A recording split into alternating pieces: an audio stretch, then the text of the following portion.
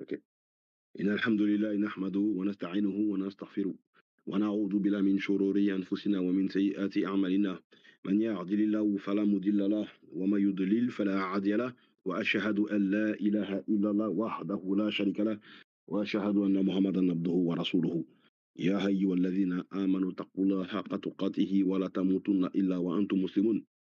يا أيها الناس اتقوا ربكم الذي خلقكم من نفس واحدة وخلق منها زوجها وبث منهما رجالا كثيرا ونساء واتقوا الله الذي تساءلون به والأرحم إن الله كان عليكم رقيبا. يا أيها الذين آمنوا اتقوا الله وقولوا قولا سديدا يصلح لكم أعمالكم ويغفر لكم ذنوبكم ومن يطع الله ورسوله فقد فاز فوزا عظيما. ربي اشرح لي صدري ويسر لي أمري واحلل عقدة من لساني يفقهوا قولي. ثم ما بعد. Assalamu alaikum wa rahmatullahi wa barakatuh. Comment allez-vous, la famille, en ce dimanche 5 avril 2026? Est-ce que tout le monde va bien?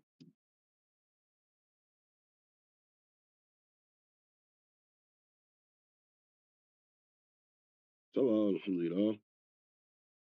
Quotidien, on vit toujours avec les épreuves de la vie, hein, au quotidien, hein. Alhamdoulilah rabbil alamin, hein. Comparé à d'autres, on vit comme des rois, hein. Ça, c'est clair, hein. Donc, alhamdoulilah rabbil alamin. En tout cas, j'espère que tout le monde va bien et que tous les voyants sont ouverts comme on ne cesse de vous le demander et que Allah subhanahu wa ta'ala est au cœur de vos vies. Donc, si je commence mon cours cette fin d'après-midi, c'est que j'ai pas le choix parce que ce soir je travaille de 20 heures à minuit, donc je pourrais pas faire mon assise ce soir. Donc voilà pourquoi je la fais à cette horaire-là, qui n'est pas une horaire habituelle. Donc je tenais à clarifier ça voilà, pour que tout le monde soit clair là-dessus. Donc ce soir, enfin en tout cas en cette fin d'après-midi, je vous propose un sujet qui n'est pas l'un des moindres. C'est une discussion avec un chrétien la semaine dernière qui m'a inspiré de faire ce sujet-là parce que c'est un sujet qui est d'une gravité tellement profonde que d'habitude on n'en parle pas, mais étant donné que c'est un sujet qui a été abordé et que cette croyance existe, bah, il faut bien la traiter pour débunker toutes ces hérésies qu'on peut raconter sur, entre guillemets, le Dieu créateur. Donc vous avez vu l'affiche, hein, voilà. Et c'est quoi? Bah, le déicide, tout simplement. Donc ce concept que je vais expliquer ici, c'est quoi? Pour rentrer directement dans le vif du sujet, le mot-clé ça vient du latin deicidium, d'accord? Deicidium, qui veut dire littéralement tuer Dieu, d'accord? Donc, dans la théologie chrétienne ancienne, donc Jésus égale Dieu, Jésus est crucifié, donc on parle de déicide, comment les Juifs auraient été accusés d'avoir tué qui? D'avoir tué Jésus. Parce que si pour les chrétiens, c'est pour les chrétiens qui disent que Jésus est Dieu incarné, donc ça revient à dire que on aurait tué Dieu, d'accord? Mais après, quand on rentre dans la complexité de ce que les chrétiens tentent de nous expliquer là-dessus, c'est là où eux-mêmes sont en difficulté, d'accord? Mais voilà, je comptais d'abord faire un état des lieux pour expliquer c'est quoi le concept de ça. Donc les chrétiens se basent surtout sur des passages comme l'évangile de Matthieu, chapitre 27, verset 25. Frère, la racine, si Inch'Allah, si tu peux mettre le verset, s'il te plaît. Ça, c'est lors du procès de Jésus devant Pilate, hein. C'est ça le contexte, hein. La Kofik. Voilà. Donc ici, quand Jésus il est encore en train de se faire juger par les Juifs et qu'il est dans les mains de Pilate, quand la foule est en train d'augmenter leur tumulte et voilà, de demander à ce qu'il soit mis à mort, Le verset 25 nous dit: «Et tout le peuple répondit que son sang retombe sur nous et sur nos enfants». D'accord? Wa alaykoum salam wa rahmatullahi wa barakatuh. Oui, tu mis un point d'interrogation, tu quoi, tu veux être sûr que c'est moi, Roquette? T'inquiète pas, il y a qu'un seul Libas Al Hanifi, hein. Je sais pas pourquoi tu mis un point d'interrogation, ou alors tu voulais je sais pas, tu l'as mis comme ça, sans faire exprès. Ouais, ça va, alhamdoulilah. Enfin bref, donc voilà. Donc ici, heu, on voit que son sang retombe sur nous et celui de nos enfants. D'accord? Maintenant, on sait que les Juifs se sont contredits sur cette question-là, hein, parce qu'ils ont reproché aux apôtres, quand les apôtres ont prêché et qu'ils ont rempli, leur doctrine dans Jérusalem, les scribes et les pharisiens sont venus et leur ont voilà, leur ont blâmé en leur disant: «Voilà, c'est d'actes des apôtres, hein». Et on leur a dit: «Voilà, pourquoi vous avez prêché partout cette doctrine-là et vous voulez que le sang de cet homme-là retombe sur nous». Et pourtant, ici, on voit bien que c'est eux qui ont dit ça, hein. C'est juste pour le c'est juste pour la petite, la petite histoire. Si vous voulez voir le verset, c'est dans Actes 5, 28, hein. Dans Actes 5, 28, regardez la contradiction. En plus, c'est les mêmes autorités, les scribes et pharisiens. Voilà. Quand les apôtres ont prêché, les scribes et les pharisiens leur ont dit: «Nous avons ne vous avons-nous pas défendu expressément d'enseigner en ce nom-là», donc Yeshua HaMashiach, «et voici, vous avez rempli Jérusalem de votre enseignement et vous voulez faire retomber sur nous le sang de cet homme», c'est-à-dire de Jésus. Mais pourtant, regardez dans Matthieu, verset, 25, Matthieu 27, 25, mais c'est eux qui ont dit: «Oui, que son sang retombe sur nos enfants en plus». D'accord? Ça, c'était juste pour, dire qu'ils sont contrôlés là-dessus. Mais pour revenir au sujet, les chrétiens, eux, se basent sur ça. D'accord?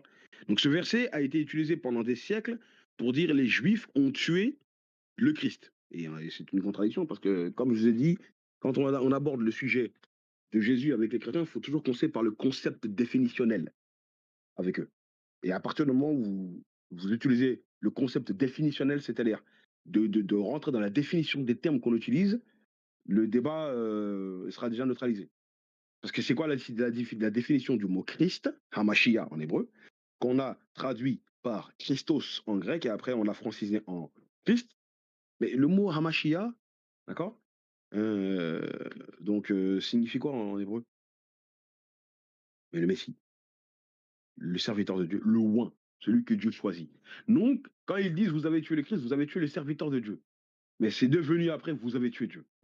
Il est le serviteur de Dieu ou il est Dieu? Il y a une contradiction là-dessus déjà. Terrible, d'accord? Donc, développement chez les pères de l'Église, hein. Des figures comme Jean Chrysostome, Auguste d'Hippone ont renforcé l'idée que les Juifs portent une responsabilité collective, pour ce qu'ils ont fait. Conséquence, en Europe, très importante, pour, ce que je vais vous dire, ce que je vous explique là. À cause de cette accusation de déicide, massacre, hein, pogrom, donc il y a eu des expulsions en Angleterre en 1290, en 1290, d'accord? Donc en France, plusieurs fois, discrimination, constante pendant les croisades, du 11e, au 13e siècle, des croisés massacrent, des communautés juives en disant: «Vous avez tué Dieu». Donc vous avez tué le Christ et après c'est devenu: «Vous avez tué Dieu». D'accord? Peste noire au 14e siècle, on accuse les Juifs d'avoir tué le Christ. D'accord? Donc d'empoisonner les puits, massacre massif. L'Église officielle a-t-elle validé ça pendant des siècles? Oui, indirectement, par la théologie dominante, d'accord, qu'elle a exercée. pendant un certain temps. Et un tournant majeur, c'est en 1965, Nostras Aeteat, d'accord? Donc l'Église catholique déclare: les Juifs ne sont pas collectivement responsables de la mort de Jésus. Le paradoxe, d'accord? Ici, c'est que ils ont fait la distinction en disant: bah en fait non, c'est les Juifs de l'époque de Jésus qui l'ont fait, mais pas les Juifs d'aujourd'hui. Et ça, en plus, ils ont complètement contredit le concept biblique qui dit que chacun mourra pour son péché. Quand Dieu il dit dans l'Ancien Testament, nous ne ferons pas mourir le péché, le Père pour les péchés du Fils, ni le Fils pour le péché du Père. Ça, c'est un concept qui est dans l'Ancien Testament et que dans le Nouveau Testament qui contredit le péché originel. Alors, mais c'est une parole divine, selon leur texte. D'accord. Et ce concept aussi, Allah, dans le Coran, nous le dit que chaque personne portera son propre fardeau. Il y a plusieurs versets qui expliquent ça et je l'avais déjà expliqué dans le cours que j'ai fait en ce qui concerne le péché originel. Donc, en gros, voilà, les Juifs ont été accusés et on les a persécutés d'avoir tué Dieu, d'avoir tué Jésus. Donc, Dieu est mort. Maintenant, le problème, il est que, donc, Dieu est mort, logiquement, selon eux, mais ils disent aussi, les Juifs ont tué Jésus. Donc, ils accusent un peuple d'avoir tué Dieu. D'accord? Ce qui est totalement absurde. Hein. Mais pendant des siècles, parce que les chrétiens accusaient les Juifs de déicide, or, cette accusation repose sur une croyance qui est problématique. Est-ce que Dieu peut mourir? Avant de rentrer dans la démonstration, c'est une question que j'ai même pas à vous poser, mais je vais quand même la poser pour juste simplement animer mon assise. Est-ce que Dieu meurt? Si j'utilise le terme Dieu, je ne vais même pas dire Allah. Hein. Dieu, est-ce que Dieu meurt? C'est une question que je vous pose.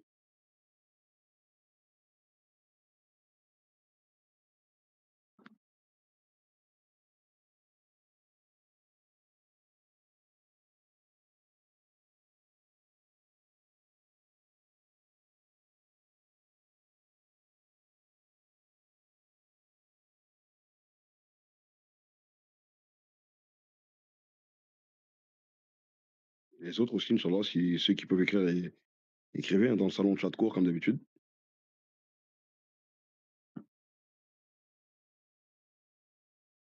On est d'accord que non.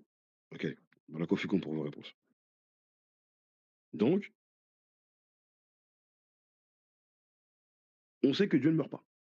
Un croyant ne va pas croire que son Dieu est mort. Pourtant, il y a des croyants, enfin, en tout cas, un croyant qui raisonne hein, avec les textes en plus religieux, ne peut pas avoir cette croyance de base. D'accord? C'est une évidence. Maintenant, on accuse un peuple d'avoir tué Dieu, alors que Dieu, par définition, ne peut pas mourir. Donc c'est une contradiction, cette croyance est une contradiction avec le concept de la divinité, directement. Et la Bible elle-même nous dit que Dieu ne meurt pas. Mais moi, à Habakkuk, le verset le plus clair de l'Ancien Testament, Habakkuk, chapitre 1, verset 12, s'il te plaît.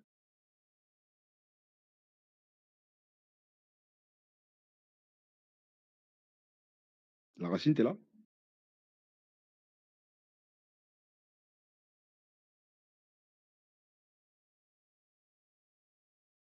Habakkuk, chapitre 1, verset 12, s'il te plaît. D'accord, vite.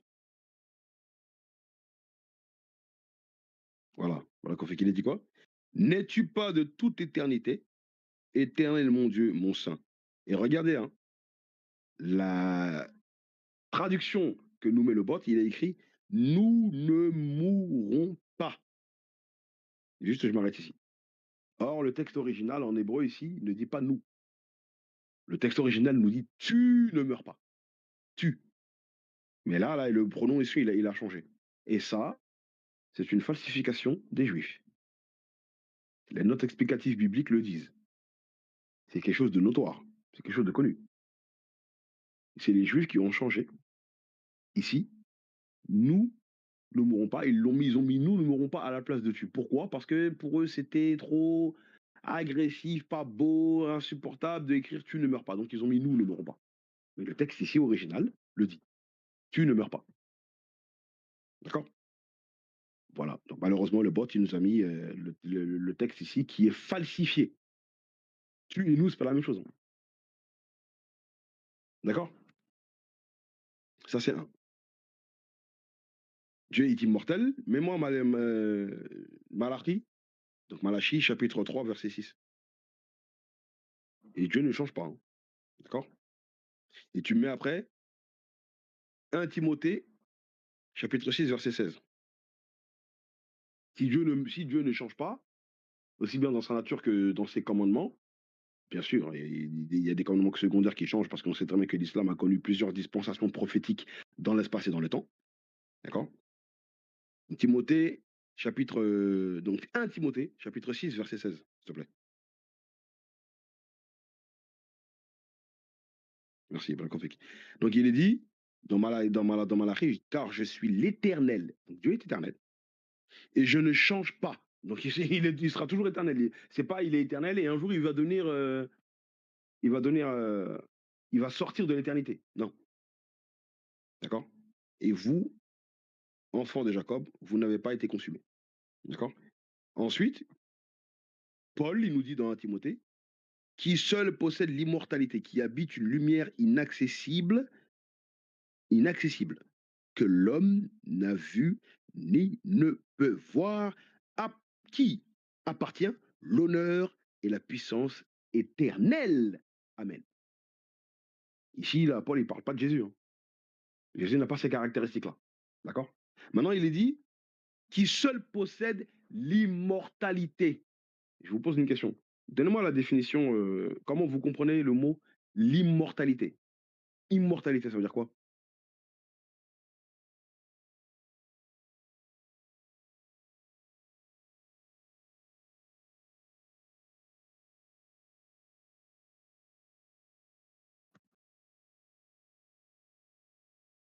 Exactement.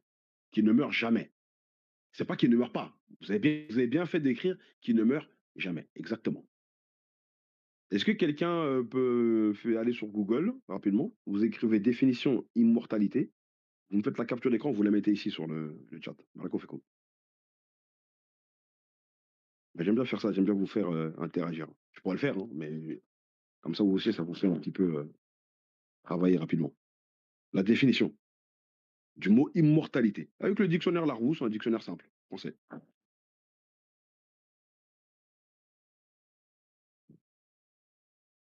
On va voir lequel d'entre vous va être le premier à dégainer.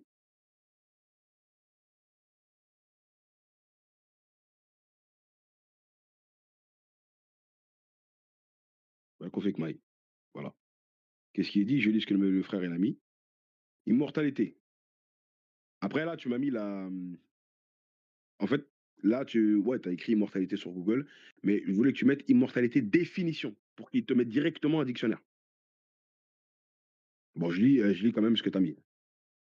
Donc là, c'est la source, c'est Wikipédia. L'immortalité ou la vie prolongée, ab libidium, implique la notion de vie après la mort physique ou spirituelle des esprits, des âmes d'ordre naturel, divine, allégorie. Là, c'est pas précis là. Maintenant, le frère Spawnrad, il a mis la définition, qui sera certainement plus précise. Qualité surnaturelle d'un être qui ne meurt pas. D'un être qui ne meurt pas. On ne peut pas rentrer Jésus dans cette définition-là. L'immortalité des dieux. Survivance éternelle dans la mémoire des hommes. Immortalité des œuvres, etc. Après, voilà. Après, en bas, ils ont écrit propriété de certaines cellules vivantes qui ne sont pas fatalement soumises à la mort par ses naissances. D'accord. C'est pas grave. C'est pas grave. C'est pour ça que j'ai dit que c'est pas grave, frère Maï. Déjà, la config, qu'Allah te préserve pour ta participation. Donc c'est clair que l'immortalité, c'est que c'est un être qui ne peut pas mourir. Jamais. Donc ça contredit déjà le concept de Dieu. Maintenant, les chrétiens qui ont dit que Dieu est mort, ils ont contredit directement la Bible. Parce que dans la Bible, dans le Nouveau Testament, même si nous, les musulmans, vous connaissez notre position sur ça, on sait que Jésus n'a pas été tué, mais selon les textes du Nouveau Testament, c'est Dieu qui ressuscite qui? Jésus. On va prendre les versets, hein, on va en prendre quelques-uns. Qu'est-ce qui est dit dans Actes des Apôtres? Donc, je vais te citer plusieurs versets, tu me les mets. Actes des Apôtres, chapitre 2, verset 24, s'il te plaît. On va commencer par celui-là. Après, tu mets le verset, toujours dans Acte 2, mets-moi le verset 32.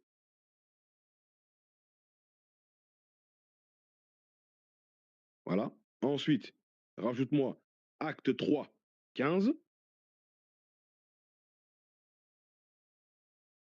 Acte 4, 10. Acte 5, 30.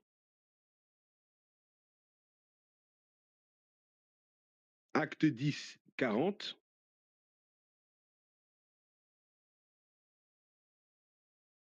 Acte 13, 30. Et après, on va prendre aussi quelques passages des lettres de Paul. Romains, chapitre 10, verset 9. Romains, chapitre 6, verset 4.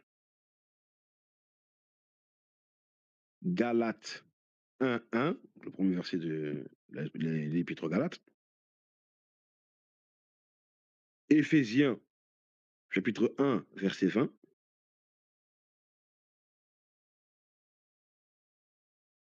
Colossiens, chapitre 2, verset 12. Thessaloniciens 1, 10. Voilà, je peux m'arrêter là pour l'instant. Il y en a plein. Il y en a plein, plein, plein, plein, plein, plein, plein. D'accord? Donc les versets, je vous les lis rapidement. L'apôtre Pierre, c'est lui qui parle dans Acte 2. Il est dit quoi? Dieu l'a ressuscité en le délivrant des liens de la mort parce qu'il n'était pas possible qu'il fût retenu par elle. Il a été terrassé par la mort, mais la mort ne peut pas le retenir. Mais il a été tué. Donc ils nous dit Dieu l'a ressuscité. OK? Toujours Pierre, il dit c'est ce Jésus que Dieu a ressuscité. Nous en sommes témoins. D'accord? Ensuite, toujours Pierre, vous avez fait mourir le prince de la vie, que Dieu a ressuscité des morts, nous en sommes témoins. Dans Acte 3, c'est donc dans Acte 2, c'est lors de la Pentecôte. Acte 3, c'est le contexte, c'est qu'ils ont rendu la mobilité à un impotent qui était assis devant le temple de Jérusalem, lui et Jean. Donc les enfants d'Israël sont surpris de ce miracle et ils viennent voir l'apôtre Pierre et Jean, et c'est ce qu'il leur dit dans Acte 3. Acte 4, l'apôtre Pierre, il est en train aussi toujours de parler aux enfants d'Israël. Sachez-le tous, et que tout le peuple d'Israël le sache, encore une fois, le peuple d'Israël et pas toute l'humanité, c'est par le nom de Jésus-Christ de Nazareth que vous avez été. Bon, ici, il y a écrit crucifié, mais il y a une faute dans la traduction ici. Que vous avez été crucifié, c'est une traduction, une faute, et que Dieu a ressuscité des morts. C'est par lui que cet homme se présente en pleine santé devant. D'accord? Encore une fois. Donc c'est cet homme-là, là, l'homme de qui je vous ai parlé, le miracle que l'apôtre Pierre aurait fait. D'accord? Toujours le boiteux. Ensuite, acte 5, 30, encore Pierre qui parle. Toujours aux autorités juives. Le Dieu de nos pères, c'est-à-dire le Dieu des enfants d'Israël, a ressuscité Jésus que vous avez tué en le pendant au bois. Et au passage, ça ne correspond pas au châtiment que donne la Torah dans Deutéronome 21. Parce que dans Deutéronome 21, il faut d'abord tuer la personne au sol, et ensuite, après, on pend son cadavre. Selon les évangiles, c'est parce que Jésus a été fait, même selon l'acte des apôtres. Acte 10, là, c'est toujours Pierre qui parle, mais cette fois-ci à la famille de Corneille et à Corneille lui-même. Dieu l'a ressuscité le troisième jour, et il a permis qu'il apparût. Acte 13, cette fois-ci, c'est Paul qui parle, dans une synagogue. D'accord? Mais Dieu l'a ressuscité des morts. OK? Romains, après les autres passages, c'est toujours Paul qui est en train de prêcher aux Romains. Si tu confesses de ta bouche le Seigneur Jésus et si tu crois dans ton cœur que Dieu l'a ressuscité des morts, tu seras sauvé. Ça, c'est ça le cœur du christianisme. Doctrine qui est étrangère à celle de Jésus. Parce que je vous ferai une assise aussi, Inch'Allah, c'est prévu. Différence.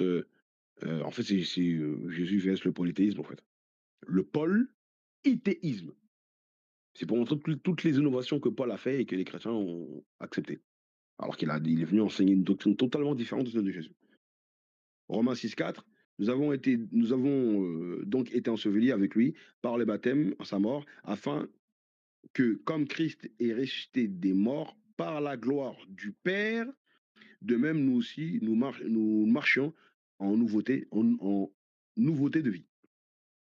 Galates 1:1, Paul apôtre, non de la part des hommes, ni par un homme, mais par Jésus-Christ et Dieu le Père qui l'a ressuscité des morts. Ok.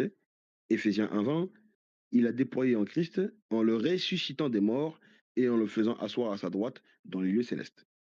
Encore une fois, Colossiens 2:12, ayant été enseveli avec lui par le baptême, vous aussi vous avez été ressuscités en lui, avec lui, par la foi en sa puissance de Dieu qui l'a ressuscité des morts. D'accord. Donc pourquoi je vous ai cité tous ces versets? Vous comprendrez ici, hein, c'est ce que j'ai voulu vous montrer, que les chrétiens qui ont développé cette croyance que comme quoi les juifs auraient tué Dieu ont totalement torpillé, mis à la poubelle ces versets bibliques. Parce que ces versets bibliques disent bien Dieu a ressuscité Jésus. Donc si Dieu est mort, selon soi-disant un déicide, quel est le Dieu qui a ressuscité celui qui est mort? Un Dieu qui ressuscite un autre Dieu? Est-ce que c'est concevable avec la raison, ça? Avec la raison, c'est concevable? Hein?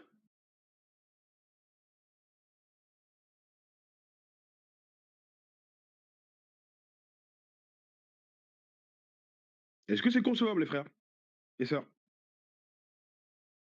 La Bible dit Dieu l'a ressuscité et on dit Jésus-Christ. Son prénom humain, Yeshua, et donc le sauveur, c'est ça la définition du nom de Jésus, le Messie, le serviteur de Dieu.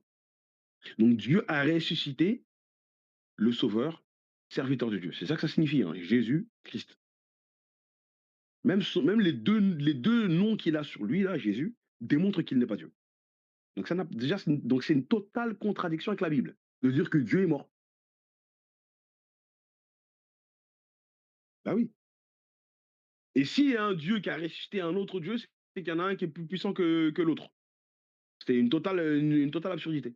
La dernière fois, j'étais en train de parler avec le chrétien avec qui j'étais en train de parler, juste par logique, il a commencé à bégayer au téléphone.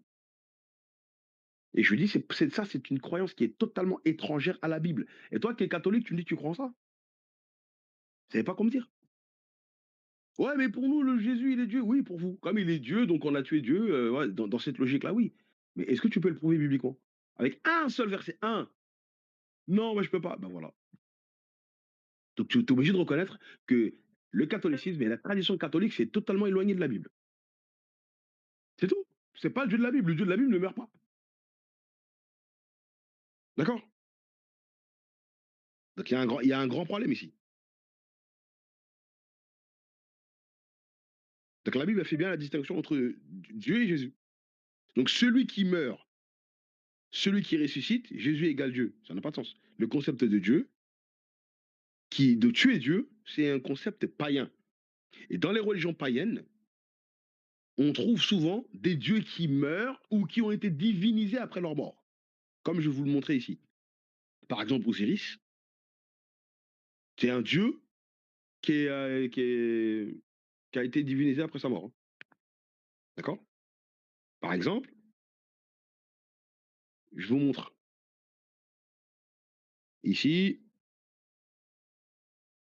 regardez, hein.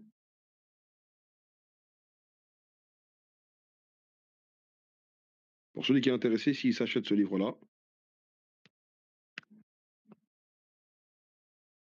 le Larousse des religions, le petit Larousse.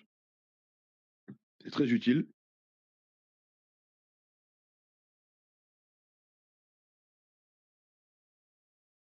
Vous voyez, à la page 18, quand on va à la religion égyptienne, ici on nous présente l'ancienne religion égyptienne, d'accord? Donc à la page d'après, juste à côté,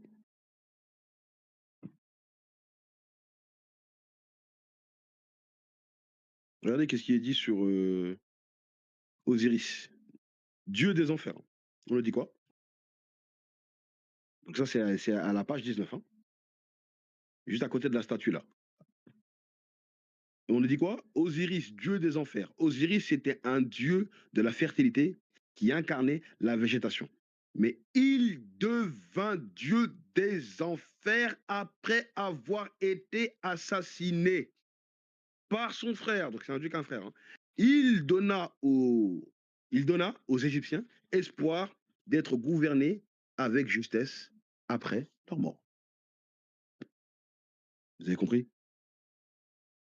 Subhanallah. Donc je vous laisse les images pour que vous puissiez lire. Hein.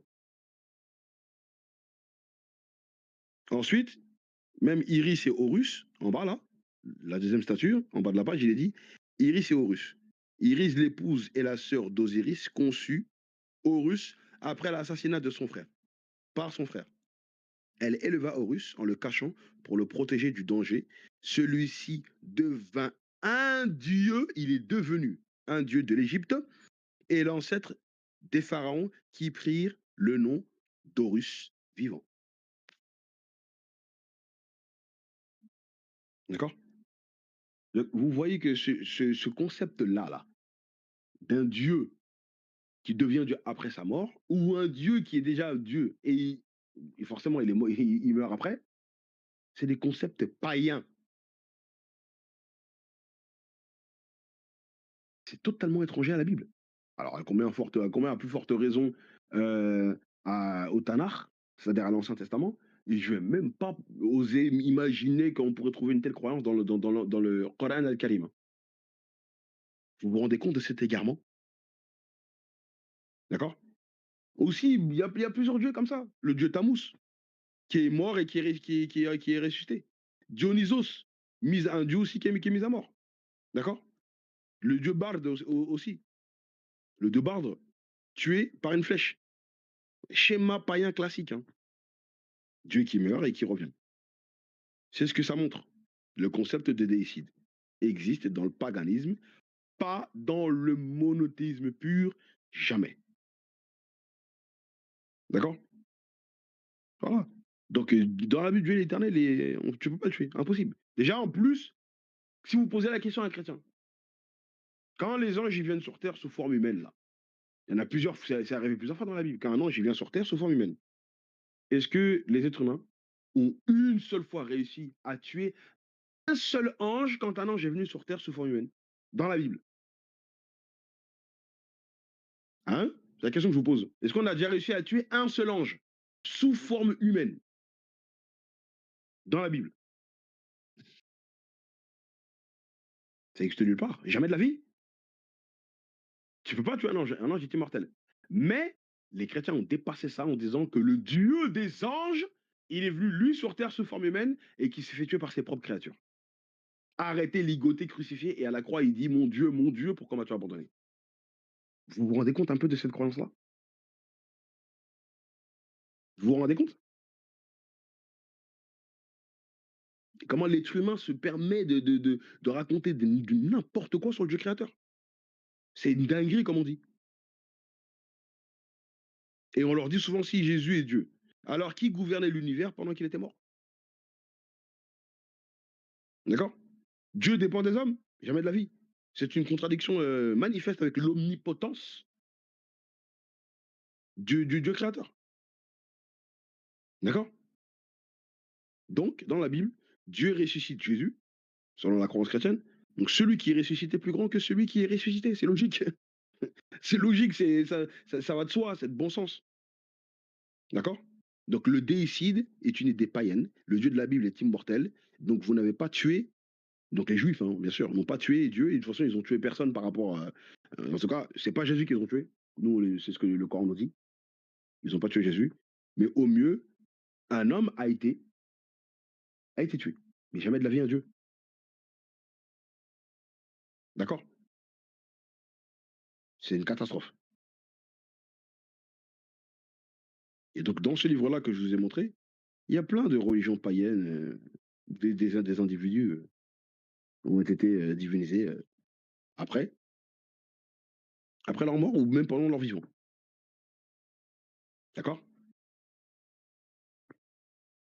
Voilà. Maintenant, nous, Qu'est-ce que le Saint-Coran nous dit?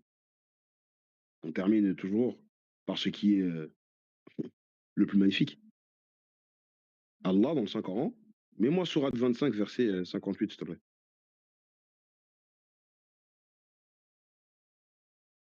Voilà. Qu'est-ce que vous voulez faire avec ce verset coranique?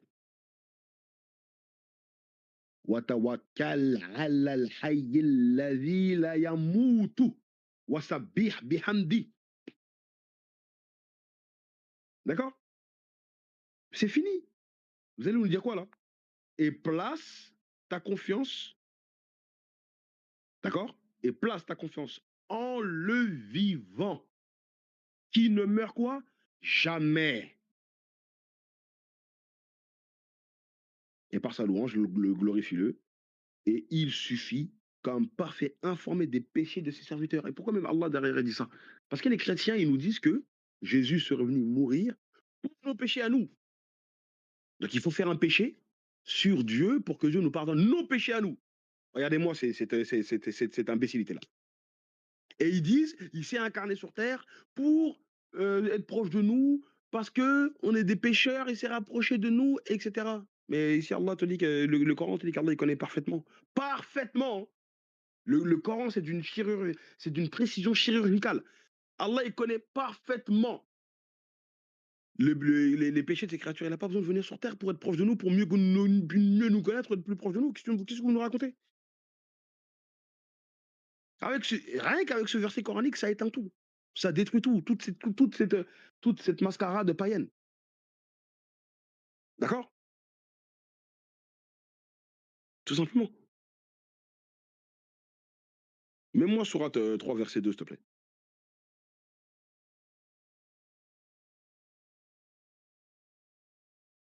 Barakallahu. Encore une fois, il dit quoi? Allah, pas de divinité à part lui, le vivant, celui qui subsiste par lui-même. Allahu la ilaha huwa al-hayyul qayyum. Tout simplement. Allah, pas de divinité à part lui. Donc déjà, Allah, c'est pas Dieu. Je vous avais montré, hein, pour ceux qui étaient là la dernière fois, dans le livre que j'ai acheté, le langage de Jésus, d'après les évangiles, quand on regarde en araméen, Jésus disait Allah, hein.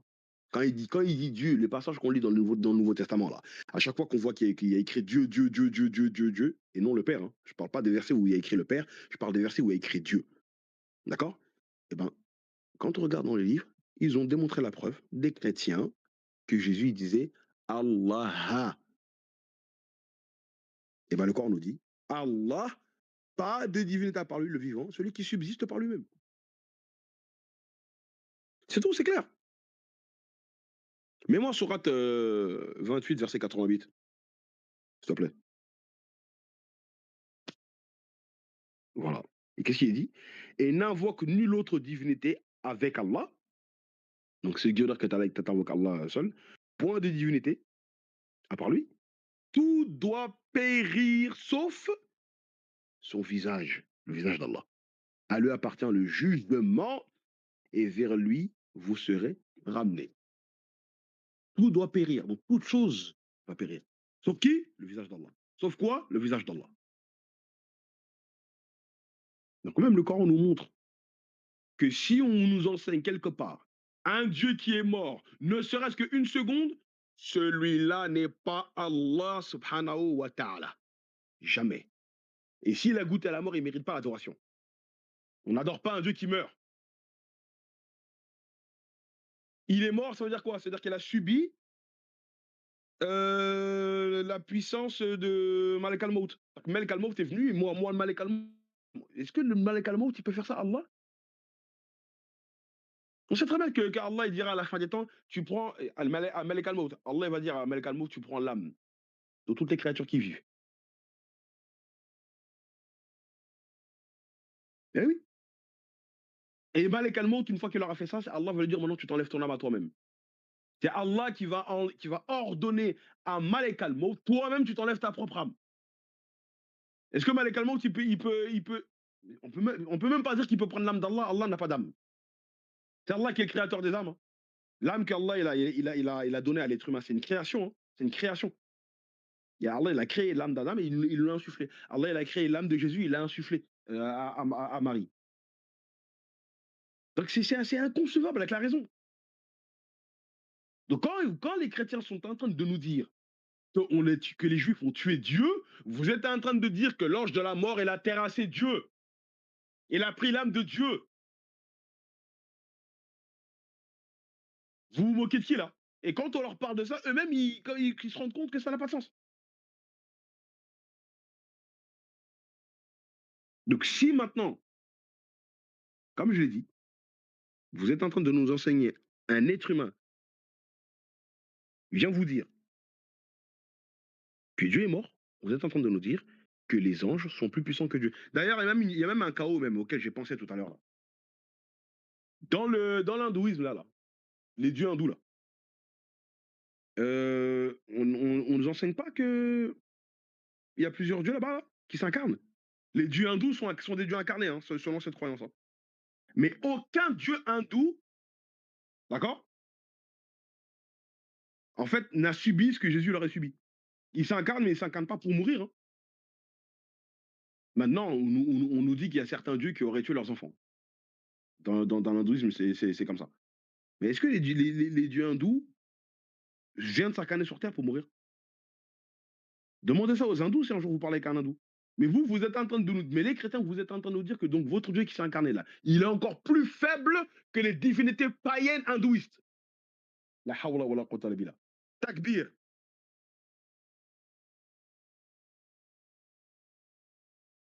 Takbir. Tuma takbir. Retenez ça. Hein. Si un jour un chrétien va vous dire, ouais, on a tué... Ok, on a tué Jésus. Ok, Jésus, il est qui pour toi, il est Dieu. Donc on a tué Dieu. S'il vous dit oui, si l'Allemagne... Non, mais en fait, parce que vous savez très bien qu'ils vont commencer à parler chinois. Ouais, mais non, en fait, on a tué son humanité. Mais même si on rentre dedans, t'es fini. Parce que si tu me dis qu'on a tué son humanité, là, je vais te poser une question. Vous êtes en train de dire que c'est un sacrifice humain que Jésus l'aurait fait. Est-ce que le sacrifice humain peut racheter les péchés de toute l'humanité? Si vous me dites que c'est un sacrifice humain, donc il n'y a pas de sacrifice divin, or vous dites que c'est un sacrifice divin. Sacrifice divin, ça veut dire quoi? Ce qui est divin est automatiquement spirituel, parce qu'il y a le mot divin. Est-ce qu'on peut tuer un Dieu? Non. L'âme humaine ne meurt pas.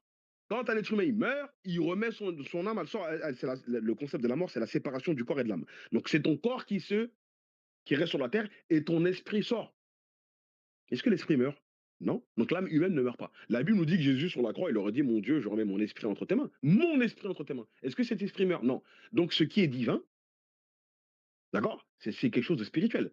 C'est quelque chose c'est pas quelque chose de palpable. Donc c'est un sacrifice humain ou divin? Si vous nous posez des questions comme ça, vous allez voir qu'il va commencer il va commencer à faire du smurf. Il va commencer à faire du smurf et il va vous faire le moonwalk de Michael Jackson, hein, je vous le dis. Hein. Impossible à défendre ça. Donc c'est un sacrifice divin ou humain. Non, c'est pas sa divinité qui est morte, mais c'est son humanité. Donc sacrifice humain. Le sacrifice humain est rejeté dans la Bible. Hein. Attention, quand les enfants d'Israël, dans plusieurs passages de l'Ancien Testament, ils ont fait des sacrifices humains, Dieu a blâmé ça. Le sacrifice humain ne peut pas être validé par Dieu. D'accord? Donc si vous dites que c'est sa nature humaine qui est crucifiée, il n'y a pas de sacrifice divin. Or, vous dites que c'est un sacrifice divin. Et un sacrifice divin, c'est impossible. Un sacrifice humain ne peut pas racheter les péchés de l'humanité. Jésus, il a dit dans Jean chapitre 6, à partir du verset 50 à 53, plutôt à partir du verset 60 à 63, la chair ne sert de rien, en parlant de sa propre chair à lui. Hein. Dans le contexte, il parle de sa propre chair. La chair ne sert de rien, c'est l'esprit qui vivifie. Les paroles que je vous ai dites sont esprit et vie. Donc la chair ne sert de rien. Sa chair, là, à Jésus, Jésus lui-même dit qu'elle sert à rien. Donc, vous avez tué un Dieu, selon vous, vous avez tué son humanité, mais son humanité, elle sert à rien. Eh oui. En fait, c'est verrouillé de partout. Vous ne pouvez pas prouver ça. D'accord. Donc, pour pas abuser de votre temps, je vais m'arrêter là. J'avais encore beaucoup de choses à dire, mais bon, voilà, je vous ai fait un petit diaporama historique. Et j'ai cité le verset biblique, les versets coraniques, j'ai un petit peu expliqué tout ça. Donc, je vais arrêter à peu près vers 19h. Je vais arrêter à peu près vers 19h10, Inch'Allah. Donc, je vous remercie de m'avoir écouté. S'il y a des questions, je vous écoute. On va faire garder les 10 minutes là pour phase de questions-réponses. Jazakallah khair, la famille.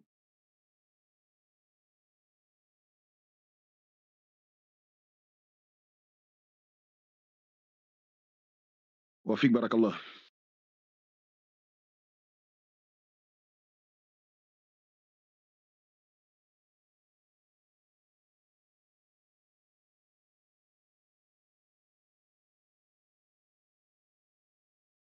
Donc est-ce qu'il y a des questions, Inch'Allah?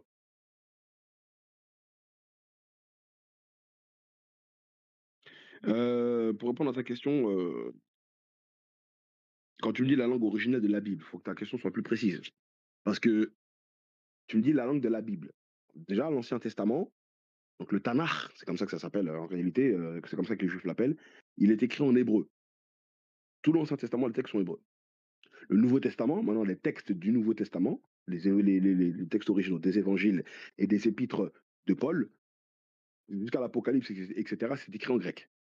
Mais la langue que parlait Jésus de son vivant et les enfants d'Israël avec lui à son époque, la langue qu'il parlait communément tous les jours, selon ce que les Juifs nous, selon ce que les spécialistes nous disent, c'était l'araméen qui était dominant. Et bien sûr, il y avait aussi les hellénistes, c'est-à-dire les enfants d'Israël qui ne parlaient plus l'hébreu ou l'araméen et qui parlaient le grec.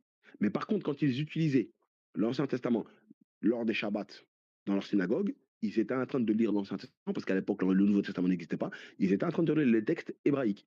Mais il y a des savants chrétiens qui disent qu'à l'époque de Jésus, le peuple ne comprend plus l'hébreu totalement. Il n'y a que certains qui le comprennent encore, mais la langue que eux parlaient, en tout cas, c'était l'hébreu. Et aussi, bien sûr, certaines personnes parlaient aussi l'hébreu et aussi le grec pour les hellénistes. Mais apparemment, ce qui ressort de ce que disent la plupart des spécialistes, c'était l'araméen.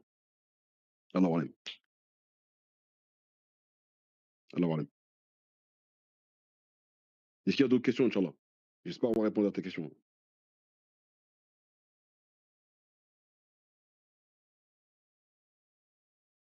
Ah bah là, la question que tu me poses, c'est très compliqué. Mike. C'est très compliqué parce que, en fait, il y a plusieurs bibles différentes. Tu obligé d'en avoir plusieurs si tu veux vraiment étudier ça. Et si tu prends la Bible, tu prends plusieurs Bibles protestantes, déjà entre elles-mêmes, elles ont des variantes. La Bible catholique et encore. Donc la Bible protestante, elle a 66 livres au total. La Bible catholique, elle a 73 livres. La Bible orthodoxe de l'Église orthodoxe a 75 ou 76 livres. D'accord? Ils ont des canons différents. Des canons différents. Maintenant, si tu prends que la Bible juive, le canon juif, c'est 39 livres au total. C'est compliqué. C'est compliqué. Donc, moi, j'ai une quinzaine de Bibles au total chez moi, tu vois. Donc, le mieux, c'est surtout, pour vraiment rentrer dans la profondeur, c'est d'avoir des Bibles avec les commentaires. Donc, les commentaires des Juifs, qui, eux, expliquent la Torah surtout. Il existe bien sûr des explications du Tanakh, comme Rashbi l'a fait. Mais après, ça, vous m'occuperez sur Internet parce que ça sera trop long de tout acheter. Ça sera trop cher surtout. Et après, procure-toi des Bibles avec des notes explicatives, les Bibles d'études, comme la Bible liturgique, la Bible de Jérusalem, les grands formats, hein, tu vois, ou la Bible Summer, Bible protestante, etc., etc. C'est ce que je peux te conseiller, mais plusieurs Bibles différentes, tu vois, il y en a trop en fait. Voilà, j'espère avoir répondu à ta question.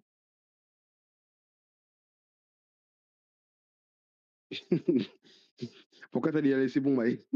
Pourquoi t'as fait comme ça? Bah oui, on s'y retrouve plus, subhanallah, Rocket.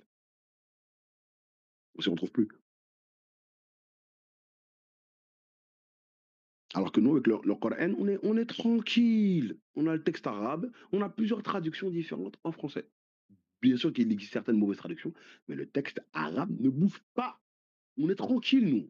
Nous, on met les pieds sur la table. Voilà, on mange nos chips, nos glaces, on a nos coca. Avec le texte arabe, on est tranquille, nous. Eux, même dans leurs manuscrits, vous savez que les spécialistes du Nouveau Testament disent qu'il y a plus de 5000 manuscrits du Nouveau Testament, mais il n'y en a pas deux qui sont quoi? Qui sont identiques. Il n'y en a pas deux qui sont identiques. Vous vous rendez compte? Sur les 5000, là, il n'y en a pas deux qui sont identiques. Subhanallah. Eh oui. Mais de toute façon, mais leurs papes ne sont pas d'accord entre eux, les chrétiens entre eux ne sont pas d'accord entre eux. En vérité, quand vous regardez le christianisme, c'est une catastrophe, hein. Un protestant va parler du prier dans l'église catholique, un catholique va pas prier chez les protestants, ou encore chez les témoins de Jéhovah, pareil. Ils sont dos à dos, chacun. D'ailleurs, de toute façon, je dois vous faire une assise là-dessus, hein, ce qui est prévu, qui s'intitule Chacun chacun marcher selon sa propre voie, parce que c'est en reprenant la phrase d'Ésaïe 50, 53. Parce que si on va dans la doctrine chrétienne, pour eux, Ésaïe 53, c'est Jésus. Mais il y a un verset qui nous dit, c'est le verset 6 de mémoire, qui dit chacun marcher selon sa propre voie. Mais ce qui voudrait dire qu'aujourd'hui, les chrétiens ne marchent plus chacun selon leur propre voie, ce qui est faux. Entre eux, chacun est dos à dos et vous n'êtes pas d'accord entre vous et vous avez des divergences profondes sur la nature de Jésus, sur vos doctrines entre vous. Ils se détestent. Voilà. Or, chez les musulmans, même s'il y a des divergences chez nous, un musulman honnête est obligé de l'admettre, mais on est tous d'accord sur qui est Allah, hein. On est tous d'accord sur qui est Mohammed, sallallahu alayhi wa sallam. Ah oui, voilà. Ils sont unanimes sur. Bah, ils sont. Non, même pas. Ils sont même pas tous unanimes sur le shirk parce qu'il y a des chrétiens qui disent que Jésus n'est pas Dieu. Chez les témoins de Jéhovah, Jésus, c'est pas Dieu. Ça serait plus un petit Dieu. Hein, à cause du prologue de Jean qui ne sont pas bien compris eux aussi, etc. Mais il y a des communautés chrétiennes qui te disent que Jésus n'est pas Dieu, comme les chrétiens, comme les protestants réformés, par exemple. C'est une famille chrétienne qui existe, hein. Les protestants réformés, pour eux, Jésus n'est pas Dieu. Ils sont pas d'accord sur la divinité de Jésus depuis longtemps, les chrétiens. Et même chez les catholiques, tu vois, t'attrapes un catholique, tu parles avec lui, il va dire non, Jésus c'est le Fils de Dieu. Pourtant, c'est l'Église catholique qui a établi la divinité de Jésus. Mais par contre, là où les chrétiens sont tous d'accord, c'est sur la crucifixion et la résurrection. Parce que ça, c'est écrit. Parce que pourquoi en fait les chrétiens entre eux ne sont pas d'accord sur la divinité de Jésus? Parce qu'ils savent que la divinité de Jésus, c'est une interprétation. Il faut interpréter les textes bibliques pour dire que Jésus est Dieu. Par contre, ce qui est clairement écrit, c'est qu'il a été crucifié et ressuscité. Donc là, sur ça, ça se rapprocherait plus de quelque chose de raisonnable. Parce que c'est écrit. Mais la divinité de Jésus, le fait qu'il est Dieu, c'est pas écrit, hein. Tu comprends? Eh oui. Donc ils sont d'accord sur qui a été crucifié et ressuscité, mais ils sont pas d'accord sur le maître du trône, qui est sur le trône. Donc ils sont pas d'accord sur leur divinité. Mais si vous n'êtes pas d'accord sur votre divinité, vous n'êtes pas d'accord sur la base, mais vous êtes d'accord sur des choses qui sont secondaires. Subhanallah. Pour ça, remercier. Moi, si je vous fais ces assises-là, c'est toujours pour vous montrer, et à moi-même d'abord en premier, qu'on a la chance d'être musulman et on doit remercier Allah tous les jours d'être dans l'islam. Et oui, parce que moi qui suis habitué à discuter avec des chrétiens, quand je vois des chrétiens fanatiques qui ne veulent pas lâcher l'affaire que Jésus est Dieu, je vois le voile qu'il y a sur lui, c'est même pas un voile, c'est une couette. C'est une couette, hein. C'est même des couettes, même plusieurs, c'est des tentes, frère, il y a tout. Subhanallah. Ça me fait de la peine, en fait. Tu lui montres toutes les preuves que Jésus n'est pas Dieu, il va rien savoir. Eh oui. Donc, remercie Allah, la famille. Qu'on remercie Allah. Wallahi. Qu'on remercie Allah et c'est une chance, hein, c'est une grâce, c'est même pas une chance, c'est une grâce d'Allah, en fait. Excusez-moi de m'être mal exprimé. C'est une chance, c'est une chance d'Allah, on va dire. Voilà, je connais bien utiliser le terme chance, alors qu'en vérité, la chance, ça veut rien dire. C'est une grâce d'Allah d'être musulman.